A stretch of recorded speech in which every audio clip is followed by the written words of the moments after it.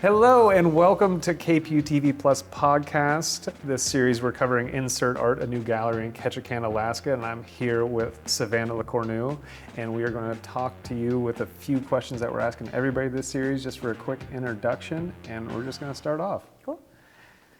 Do you feel like you're a member of the Southeast Alaska community of artists? I feel like I'm starting to be a member of the Southeast Alaska community of artists. I feel like I'm getting there, and it was just a little bit of like kind of getting back in the swing of things, because even though I'm from here, I was gone for a long time.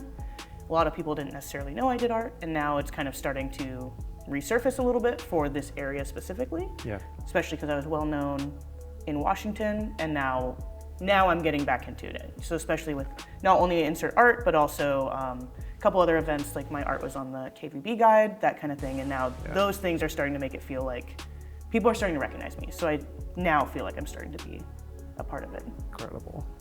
What role does community play in your creative process?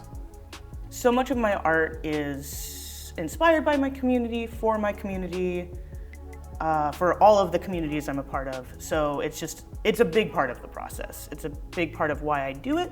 Otherwise, it'd just be for me, which would be fine, but I do so much for my various communities in hopes that they have art that represents them, that they like, that they enjoy having. Yeah. So much for the process. So when you're making it, those people are in mind, or those groups are in Yeah, mind? so a lot of what I make with folks in mind. When I started out, there was a lot of, I'm just making things that I would like. And then it got to a point where I was like, I'm making things that my friends would like. I'm making things that other Nez Perce people would like. I'm making other things that other coastal and plateau tribes combine, because I've met a few people who are like me, who are Tsimshian and Nez Perce, or Haida and Nez Perce, and that kind of thing. And making it for them, or I'm making it for my family. A lot of it features my family, because then it's for them as well too. And so, yeah, when I sit down to start thinking about what I'm going to do next, a lot of those people come into that process just because I want them to also enjoy it as well too.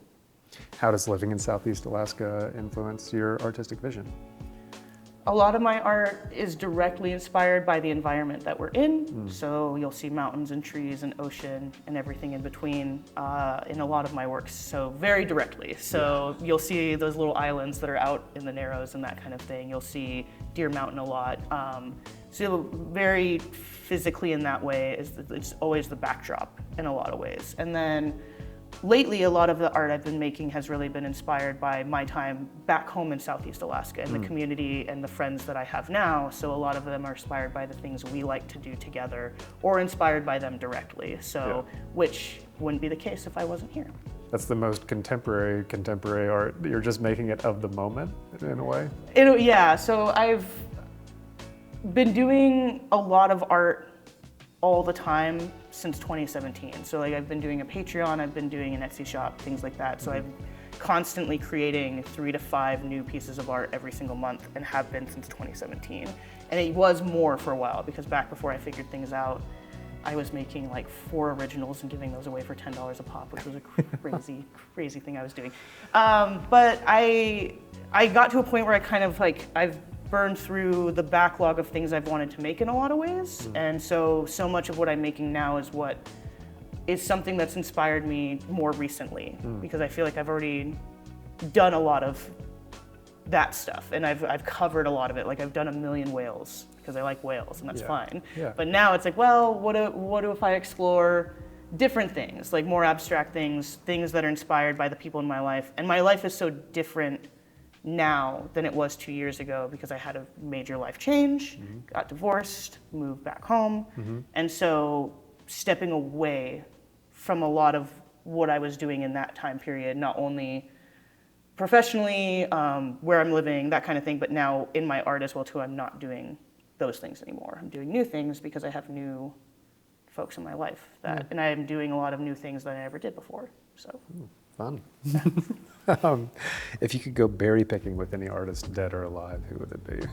So I thought about this question a lot, because it's not a visual artist, because I think I realized that no matter what, I would just be too nervous to hang out with a visual artist that's really inspiring. Like, Sure. if you've ever seen Community, when Donald Glover's character meets LeVar Burton and he just can't talk to him at all, that's what it would feel like. Yeah. So I would really like to go berry picking with Dallas Goldtooth, which if you don't know who he is, he played William Knifeman in Reservation Dogs. Nice. But he is also one of the members of 1491, which is the troupe that they all started out as. So they started that group, they were doing a lot of improv, they wrote a play, that kind of thing, and then eventually a lot of them moved on to Reservation Dogs. Gotcha. But Dallas Goldtooth just feels like he'd be a fun guy to go berry picking with, and it's still like art adjacent, especially as someone who spent a lot of time performing and playwriting. Yeah. It would be inspiring in that way, and also just feels like he'd be a really good connection. So if he sees this, would love to be buds. There's a chance, why not? Are there any thinkers, writers, or non-visual creators who influence your art? A lot of my art is influenced by playwrights and various plays that I've read. So a lot less other visual artists and a lot more theatrical artists. So a lot of my play titles will even a lot of my painting titles will be play title or lines from plays, that kind of thing. So recently, some writers that have been really inspiring, like over the years, have been Jeremy O. Harris is great. His work's really incredible and it has been really such a fun process to watch. I hate to say it, I do have a lot of like Shakespeare-inspired things, but it's hard to beat when that's like kind of the thing that shows up a lot. Sure. More contemporary playwrights that I just like knew in school as well too. So one of my professors, Cameron Chapman, a lot of my work has been inspired by her just because she's been such an influential figure throughout my life, and it was the reason I got into playwriting in the first place. Very cool. Mainly a lot of different playwrights, though, Yeah. has been kind of the outside visual arts that have been inspiration. Are there any non-public figures who significantly shaped your art? Most of the people who've significantly shaped my art are non-public figures. Yes. A lot of it has been family. A lot of it has been friends. My ex-wife shaped a lot of my work and who I am, and so yeah, for the most part, it's been non-public. It's just been people in my life who, and you'll see that throughout my body of work. I mean, they're my grandma, my great-grandmother, all of them show up. Uncles, dad, cousins, everyone. They all show up in these this art, and it's because they're like, yeah, they all feel like the reason to do it. So they influence a lot of it. What are you listening to while you create? I am someone who makes playlists every season. So I have a new playlist kind of all the time. Nice. So right now, the last playlist I made is really like SZA and Kendrick heavy. So that's a lot of it. I do sometimes listen to podcasts, but they are very insipid and I wouldn't recommend them. So if you're looking for a bad 3-hour podcast, you could check out the Doughboys, but it's great to paint to because they just sit there and talk about fast food, and they have like comedian guests come talk about fast food. Yeah. I think they're on Taco Bell 8 or something like right now because they've been there so many times. But You Talking You2 to me was a big one if you're also looking for another 3-hour terrible podcast. And other than that, I'll put on TV and that kind of thing as well too. So I'll just have TV playing in the background. Lately, it's been the basketball playoffs has been in the background while I work. So, nice. Yeah. What's your reset when you need to recharge your creativity? Beading is a big one, which is still a creative process. But sometimes once you're past the what I'm going to bead, it's we're going through the movements, similar to I think knitting sometimes, but you can only knit so many scarves. So beading is nice, especially if it's a pattern I've already done. So I make cigarette earrings a lot, and once I'm going through that process, it's just kind of like an easy way to do a thing that still feels a little creative, but isn't the pressure of like the other elements of being creative. So it feels like a reset. Or I'll spend a lot more time playing Magic: The Gathering with my friends. Yeah. So I'll avoid work and I'll go and just play 3 to 4 Magic: The Gathering games with them, which if you know anything about Commander Magic games, they're not short. So that's a commitment to play a few games. It's a good amount of time to recharge. Exactly. So that's a big help. Or just hanging out with folks in general, just like getting away and like not doing art for a little bit is a good way to recharge. So. What does the future of Southeast Alaska art look like to you?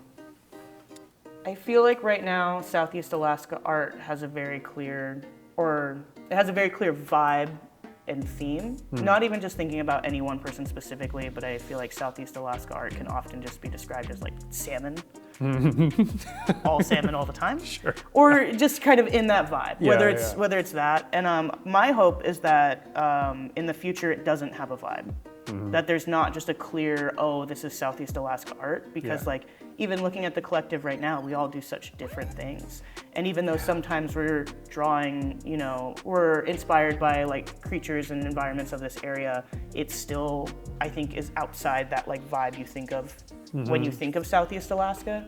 So my hope is we escape that. Yes. And we suddenly don't have that, we all fall into that anymore, if that makes sense. Absolutely. Thank you for sitting down with us. Yeah, of course. Thank you for having me. Yeah.